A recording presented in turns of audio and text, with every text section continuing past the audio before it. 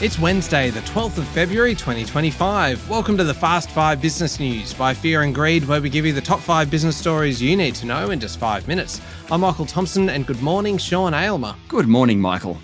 Sean, 5 stories, 5 minutes, let's go. Story number 1, 2 of the country's biggest and probably least understood companies outside financial markets reported yesterday. One was poorly received, the other well received. Poorly received was CSL. Its share price fell 5% after the Blood Plasma Group announced a solid result problem around its vaccinations business. It's the third biggest company on the ASX, worth $126 billion, ran really hard in the decade pre-COVID, but has never fully recovered, down about 8% in the last year or so.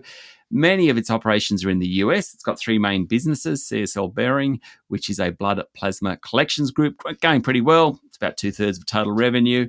Then there's Securus, which is a provider of vaccinations. Not so good when you're in a country where the new boss of health is an anti-vaxxer. The third part, Vifor, iron deficiency products, only been owned for 2 years by CSL, had some real problems there, but just looks to be turning around now. The other company, Sean, is Macquarie Group. It gave a quarterly update. The financial behemoth said things are on track with earnings in its asset management business, offsetting lower earnings in other parts of the business reliant on global markets and commodities trading. Very complex business, this one, and that's why CEO Shimara Wikramanayake thinks it's a good business, because it's diversified. So no matter what's happening in the economy, it has finger in many pies. Therefore, where it loses, it gains, and where it gains, it loses. That whole idea. A lot of the attention yesterday was around its green assets. It's actually trying to sell some of them at the moment. Now, obviously, the environment in the US has changed, given the lack of enthusiasm from the Trump administration towards green assets. Ms. Wikramanayake yesterday said if it takes longer to sell some of these assets as a result, then they're closer to production. They're all in development at the moment, and they might be worth more.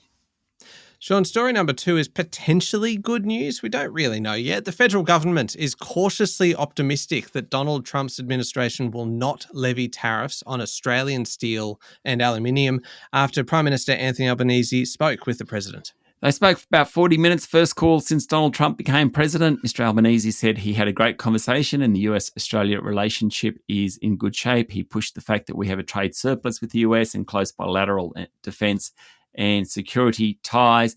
The two agreed to say an exemption is under consideration. Now, later, Mr. Trump told reporters he's considering a carve-out because Australia is one of the very few nations with which the US had a trade surplus, as in we spend more there than they spend here. He also described Anthony Albanese as a very fine man.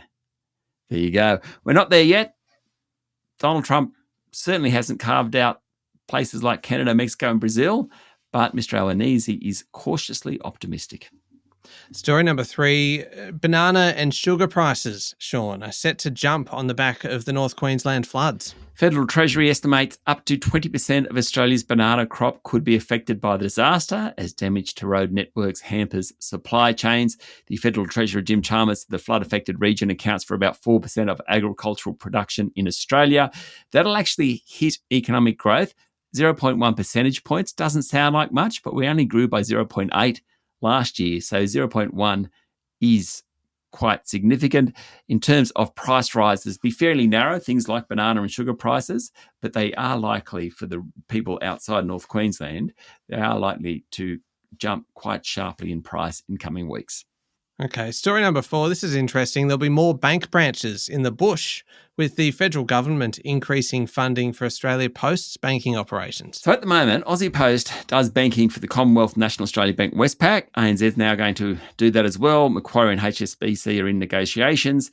Aussie Post is getting more money from the government to be able to open banking outlets in regional Australia. Treasurer Jim Chalmers said 36% of bank branches in country Australia have closed since 2017. The idea with Aussie Post being able to represent all these different banks is that that will actually stem the loss of branches in the bush.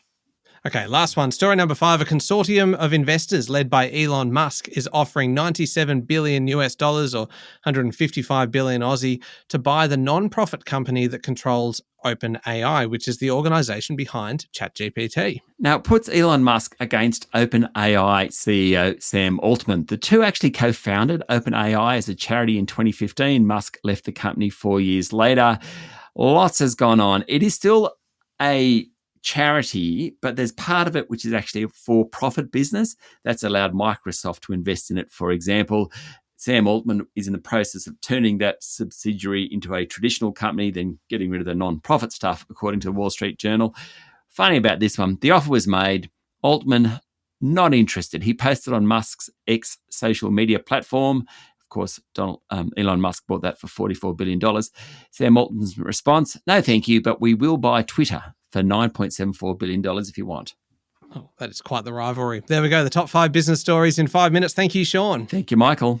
It is Wednesday, the 12th of February, 2025. Remember to hit follow on the podcast. And if 5 minutes isn't enough, you can find our longer daily show called Fear and Greed wherever you listen to podcasts. And head along to fearandgreed.com.au and sign up for our free weekly newsletter. It comes out every Wednesday, so sign up now and it'll be in your inbox in a few hours. I'm Michael Thompson, and that was the Fast 5 Business News by Fear and Greed. Have a great day.